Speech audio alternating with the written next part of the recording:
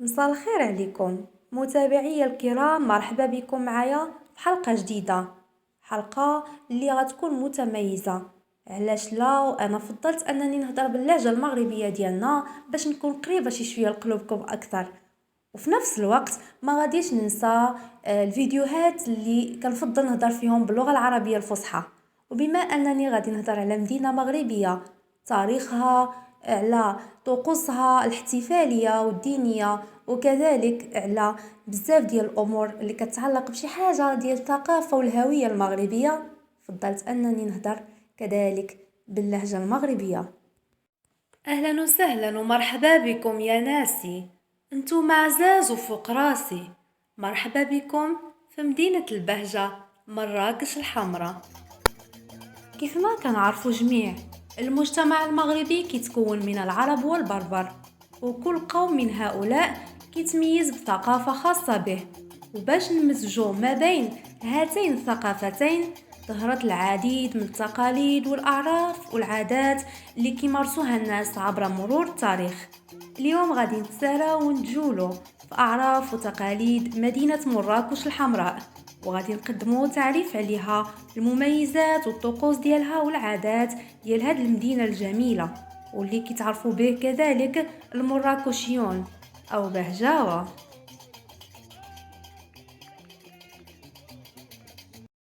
ما يمكنش نتكلموا ونتحدثوا على عادات وتقاليد المغرب وما نذكروش مدينة مراكش على رأس قائمة المدن المغربية. فالذاكرة ديال المراكشيين كتخزن مجموعة من العادات والتقاليد، بحال شطاط وخوابي النيال، تهراس الكاس، حنة المزوارات، سلطان الطلبة، عرس القرآن، الشرشمة، وغيرها من التقاليد والأعراف اللي تميزت بها هذه المدينة المميزة. عادات كتوزع ما بين ما هو شعائري وصوفي وما هو اجتماعي وترفيهي، وحنا من الواجب علينا كجيل اليوم نبحثوا مزيان في ثقافة بلادنا وتاريخنا والهوية ديالنا، ونعرفوا كذلك أن الذاكرة المغربية كتخزن مجموعة من العادات والتقاليد المميزة. الواجب على الباحث في الهوية والثقافة المراكشية يعرف أن من أبرز العادات المعروفة في مدينة البهجة عادة أكل الزبيب، اللي كتكون في ضريح سيدي جابر. هي عادة كانت كتمارس في شهر رمضان من طرف الطوائف الصوفية بحال جلالة، عيساوة ودرقاوة وحماتشة وغيرهم. كانوا كيتجمعوا في هذا الضريح وكيختبروا الصبر ديال المقدم اللي اختاروه. كانوا كيختاروا المقدم ديالهم ومن بعد كيقدموا له الزبيب باش ياكلوا بالإبرة. والدور ديال المقدم في الضريح هو يحمي فنون وشعائر الطوائف من الدخلاء والمتطفلين. ننتقلوا من ضريح سيدي جابر لحومة بن صالح، هاد الحي اللي كانوا كيتجمعوا فيه الجزارة وكيحتفلوا كيقوموا بتجمعات الطوائف الصوفية تبركا بالولي صالح بن صالح اللي كان جزار في عهد المارينيين.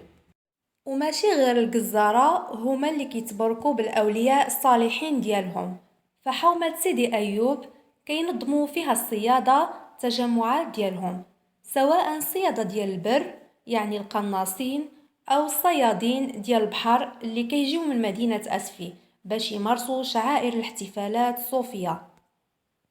ننتقل يا حبابي من سيدي أيوب لحومة سيدي عبد العزيز التباع، بحيث أن صناع وبائع الحرير يقوموا بالطقوس الصوفية ديالهم تبركا بالولي الصالح سيدي عبد العزيز التباع اللي كان صانع وبائع ديال الحرير في القرن العاشر الهجري. ونخرجوا من حومة سيدي عبد العزيز نمشيو لحومة السبتيين المنتمين والمنتسبين لأبي العباس السبتي. كانوا كينظموا طقوس أخرى كتسمى بسبع مواسم، أي 7 مواسم، وهي عبارة عن خرجات احتفالية صوفية في الأحياء كتعرف طقوس مرتبطة ببعض الأضرحة وبعض الصناعات والمهن والحرف. لكن البعض من هذه العادات انقرضت بصفة نهائية. ذاكرة مراكش مليئة بالعادات والتقاليد، ومنها ما هو طريف وترفيهي، وعادات أخرى اجتماعية كتعرف مراكش كذلك المشيشة أي المسايسة، وهي رياضة للمصارعة كتلعب بالأقدام فقط، كيمارسوها عزال الحومة الأقوياء أي شباب الحي، وكتنظم المشيشة في اليوم التاسع من محرم، والفائز فيها كيتعتبر بطل متوج، كيهزوه فوق الأكتاف وكيحتفلوا به. وكاين هاد العادة حتى في مدينة تارودانت اللي كتسمى الفراجة. ويقال أن هاد الرقصة رقصة صوفية، والبعض كيقولوا على أنها رقصة جات من إفريقيا السمراء. وتعرفات مدينة مراكش بشخصية كوميدية وهزلية كانت كتلعب دور تقديم شكايات الأمير المؤمنين، مونولوجات هزلية، وهي شخصية هرمة اللي كتهز فوق الأكتاف في واحد الهودج. انتشرت هاد العادة بشكل كبير في عهد المولى عبد الرحمن، وكذلك في عهد سيدي محمد بن عبد الله. ومن ضمن الألعاب اللي تعرفت بها مدينة مراكش اللي كانوا الناس ديالها كيرفوا بها على الأنفس ديالهم تاقورا، وهي لعبة كتمارس في ساحة واسعة وكبيرة بين جوج ديال الفريقين ديال الرجال، يكونوا فريقين متساويين. وقبل ما يحل شهر رمضان كتبدا الاستعدادات والتحضيرات لهذا الشهر الفضيل بشكل كبير ومكثف. هادشي حتى هو كيميزو على باقي الشهور، وغير كيدخل شهر رمضان المبارك كتغير جميع العادات المعروفة في الأيام العادية. فشهر الصيام عنده نكهة خاصة، ومن يوم زمان غير يهل هلال رمضان كيخرجوا الولاد الصغار للشوارع والدروب والأزقة كيرددوا شعارات كترحب بهذا الشهر. أما الناس الكبار والنساء وربات البيوت فقبل من شهر رمضان كيهتموا أشد الاهتمام وكيركزوا على شراء التوابل، فمدينة مراكش معروفة بالتوابل ديالها، كذلك شراء الأواني الطينية والفخارية بحال الطاجين المجمر والطنجية اللي معروفة بها مدينة مراكش. وبهذا الشيء كينهجوا النهج ديال جدودهم والأسلاف ديالهم، يعني في شهر رمضان كيتحول المطبخ المراكشي لمطبخ تقليدي، وكتلقى الطاجين كيطيب فوق المجمر كيطيب على المهل، وكيوجدوا الطنجية اللي في هذا الشهر كتكون بأشكال مختلفة، سواء باللحوم الحمراء ديال البقري أو الغنمي أو الأسماك، حيث الطنجية المراكشية ما كتقتصرش غير على اللحوم فقط كيف ما كيعتقدوا بزاف ديال الناس. في الشهر الكريم كيظهروا النفيرية، والنفيري كيجول في أزقة ودروب مراكش، كيبارك رمضان الموالين الدكاكين وكيبتسم في الوجوه ديالهم ويدعي معهم بالصحة والعافية وطول العمر وكل الخير، مقابل ما كيجودوا به عليه التجار والحريفية والصنايعية وبعض الميسورين. بانت الظاهرة ديال النفار في مدينة مراكش خلال القرن الخامس عشر في عهد السعديين، وكتروي واحد الحكاية أن عودة السعدية وهي الوالدة ديال أحمد المنصور الذهبي تعمدات إفطار رمضان وندمت على ديك الشيء ندم شديد، وبالتالي صدقات الذهب ديالها كامل للنفيرية باش يدعيو معاها بالغفران والعفو من الله. ومن الأناشيد اللي كيرددوا النفيرية باش يفيقوا الناس من النعاس ينوضوا يتسحروا: عودة كانت رمضان بالخوخ والرمان، اغفر ليها يا رحمن. ملي كيصوموا الأطفال أول مرة في شهر رمضان كتوجد الأسر المراكشية فطور خاص بالطفل الصائم، كيشربوا الحليب بواسطة خاتم من الفضة أو النقرة وبيضة بلدية. وملي كيفطر الطفل كيديوه يزور أولياء الله الصالحين المعروفين في مراكش ب7 رجال، كيكون لابس لباس تقليدي ومعه عائلته وخوته. وفي ليالي رمضان في مراكش كيكون جو من السهر والسمر، وقبل من رمضان كيزينوا المساجد باش يستقبلوا المصلين لأداء صلاة التراويح وقيام الليل. وكتبادل الأسر المراكشية الزيارات فيما بينها، وكيحتفلوا المراكشيين ب15 يوم الأولى ديال رمضان وكذلك بليلة 26 من شهر رمضان. ومن ضمن المناسبات اللي كتبين فيها الأسر المراكشية التقاليد والعادات ديالها عيد الأضحى، حيث عيد الأضحى عندهم فرصة للمراكشيين كيظهروا فيها مجموعة من العادات والتقاليد العريقة اللي ورثوها جيل على جيل، وكيحترموا الأعياد الدينية احترام كبير سواء من الصغير أو الكبير. وفي عيد الأضحى كيتبادلوا العائلات الزيارات بين الأقارب والجيران، وكيباركوا عيد الأضحى لبعضهم البعض. وفي بحال بزاف ديال المدن المغربية، فمدينة مراكش ناسها كيوجدوا الحلويات لعيد الأضحى أو لعيد الفطر من قبل، وكيوجدوا التوابل وغير ذلك. ومن بعد صلاة العيد ونحر الأضحية كيوجدوا الغداء اللي هو عبارة عن كبد الخروف. وكتعتبر إحياء ليالي عاشوراء حدث تقليدي عنده دلالة رمزية خاصة. ساكنة مراكش كتحتفل به بالدقة المراكشية وبعض الطقوس اللي ورثوها على الآباء والأجداد ديالهم.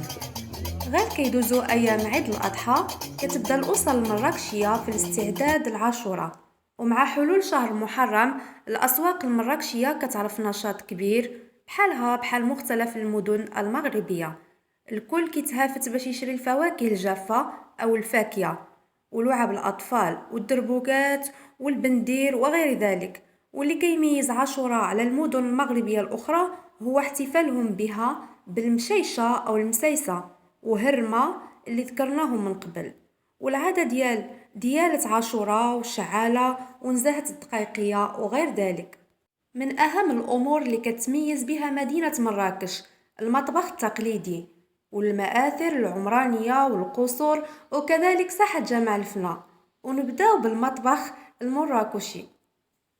شكون فينا ملي كتذكر مدينة مراكش ما كتجيش البالو الطنجية المراكشية؟ هي أكلة متخصصين فيها المراكشيين، كتسمى الطنجية المراكشية أو بنت الرماد. كتحضر في الإناء الطيني اللي مختص بها، والمكونات ديالها هي إما لحم الخروف أو العجل، وبعض الأحيان كتكون بالحوت أو بلحم الأرانب. كيزيدوا عليها البهارات وكطيب في الطنجية تحت الرماد.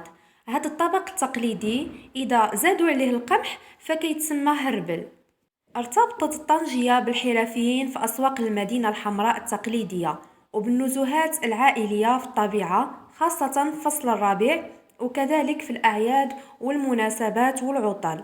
ناس مراكش ما شاء الله عليهم معروفين بالمرح والضحك والكرم ديالهم، وكذلك بحسن الضيافة، وكيتميزوا بحس الفكاهة وسرد الحكايات الشعبية والقصص. مراكش بحال أي مدينة عتيقة وعريقة كتوفر على مزارات ومآثر عمرانية، وعلى رأسها ساحة جمال الفناء، وهي فضاء شعبي للفرجة والترفيه للسكان وللسياح، وهي القلب النابض للمدينة ونقطة التقاء كل من القصبة المخزنية والملاح. كيجيو ليها السياح من مختلف المدن المغربية ومن مختلف دول العالم. اللي كيمشي ليها ولا بد ما يشوف عروض ديال ترويض الافاعي والقردة والحكواتيين اللي كيرويو القصص والحكايات الشعبية، والقرابة اللي كيسقيو الماء في كؤوس نحاسية. عاد الموسيقيين وباعة العصير خاصة عصير البرتقال وباعة الحلزون أو ببوش وغير ذلك، ورائحة الشواء اللي كتجول في كل مكان، والنساء اللي كينقشوا الحنة. أما الباعة المتجولين فمنهم اللي مختص في بيع أكلة باولو اللي كتصنع بالكبد واللسان وغير ذلك، وهي أكلة كتنتسب للرجل اللي كان كيوجدها ويبيعها أول مرة. دخلت ساحة جمال الفناء للتراث اللامادي للإنسانية بعدما قامت نخبة من المثقفين المغاربة سنة 1997 باجتماع مع منظمة اليونسكو في مراكش. سمات مدينة مراكش بالحمراء حيث ديورها والحيوط ديالها تقريبا كلهم باللون المائل للأحمر، وتسمات بمدينة النخيل حيث فيها عدد كبير من أشجار النخيل، أو بمدينة البهجة حيث ناسها ما شاء الله معروفين بروح الدعابة والمرح والفكاهة. وأكثر لقب تشهرت به مدينة 7 رجال. لكن علاش تسمات هكذا؟ وشكون هاد 7 رجال اللي تسمات عليهم مراكش الحمراء؟ تسمات مدينة مراكش بمدينة 7 رجال، وهاد الرجال كانوا معروفين بالصلاح ديالهم والعلم والثقافة ديالهم، عاشوا وماتوا ودفنوا في هاد المدينة. وهاد 7 رجال هم أبو العباس السبتي، القاضي عياض، يوسف بن علي الصنهاجي، محمد بن سليمان الجزولي، عبد العزيز التباع، عبد الله الغزواني، أبو القاسم السهيلي. ومن المزارات والمآثر اللي ممكن تبهر الزوار قصر الباهية، اللي كيرجع البناء ديالو لعهد الدولة العلوية للوزير أحمد بن موسى الملقب ببا أحمد، وذلك في عهد السلطان المولى عبد العزيز العلوي. وباش يبني با أحمد هاد القصر جاب أمهر الحريفية اللي بقاو مدة 6 سنين متتالية وهما كيبنيو فيه، ولكن شاءت الأقدار أن يتوفى با أحمد سنة 1900 وباقي ما تكمش قصر الباهية. وكاين بزاف ديال المآثر والمعالم في مدينة مراكش، بحال ساحة قصر الحجر المرابطي اللي تم الاكتشاف ديال الأنقاض ديالو تحت جامع الكتبية. إضافة إلى ذلك جامع الكتبية وقصر البديع وغيرها من القصور والمآثر المعمارية اللي كتبرز التاريخ ديال مدينة مراكش الحمراء. أما الباحث في تاريخ مدينة مراكش واجب عليه يعرف أن التأسيس ديالها كيرجع لعهد المرابطين، وكتختلف الروايات في تفسير الاسم ديال المدينة، فمنهم اللي كيفسر وكيقول بأن المعنى ديالها هو مر بسرعة، وكاين اللي كيقول أن التسمية جات مع واحد الحضارة قديمة عاشت في المغرب وكان عندهم إله كيتسمى بكيش أو كوش.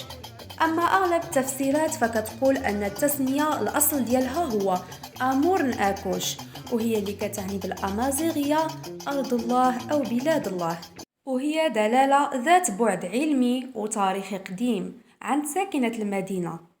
مراكش في عهد السلطان يوسف بن تاشفين، أي ما بين 1061 و 1107، رجعت عاصمة ومركز سياسي وثقافي للدولة المرابطية وكل الغرب الإسلامي. وكيوصف المؤرخ المغربي الحميري في كتابه الروض المعطار في خبر الأقطار أن مراكش أكبر مدن المغرب الأقصى خلال القرن ال11، وذلك نظرا للتجارة المعروفة فيها وتنافس الناس في بناء الحمامات والفنادق والأماكن اللي ما كانتش معروفة ومنتشرة في ذاك الوقت. ووصفها الحميري كذلك بأنها مدينة فيها كل سبل ووسائل الراحة، وبأنها جنة الأرض، حيث كانت معروفة بكثرة الحدائق والبساتين وأشجار الزيتون والنخيل وعدة فواكه. واستمر تطور هذه المدينة خلال أزمنة عديدة، ابتداء من المرابطين حتى العلويين، والعلويين هم الأسرة الحاكمة للمغرب حاليا. تاريخ مدينة مراكش طويل وطويل بزاف، وأنا بغيت نعطيكم المختصر المفيد. أصدقائي صديقاتي، دعموا القناة بالاشتراك وبتسجيل الإعجاب، وكنضرب لكم موعد إن شاء الله مع أكبر مؤسسي العصابات في العالم في الحلقة المقبلة، نخليكم تكتشفوه.